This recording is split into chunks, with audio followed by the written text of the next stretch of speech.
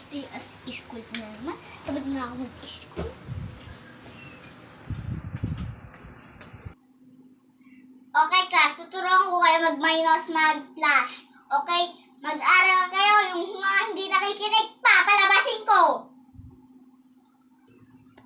Okay, ngayon magdadasal tayo. Tumayo lahat. Yung mga hindi natatayo, parang mukhang lolo.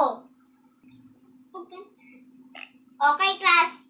Yung kamay nyo, dyan sa nyo, iyuko nyo yung ulo nyo, okay? Yuko na! Salamat po, makinig Panginoon.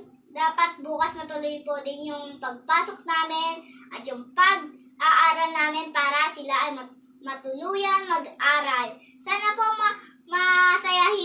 masaya po ako, parang hindi na po ako magalit, parang hindi na po ako sumigaw. Ma'am, recess na ba ba?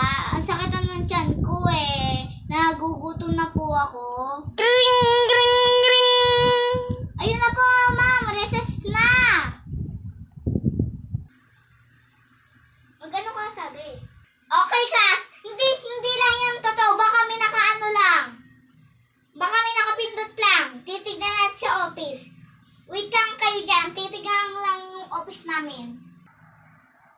Si ma'am naman, maigi. Alam na, nagtunog. Ay, be, baka nagtunog lang kasi baka may nakapindot lang, be. Kasi 10:30 na ang tanghali na eh. Si ma'am, talagang sungit-sungit teacher natin. Kaya ayoko ng ganyan.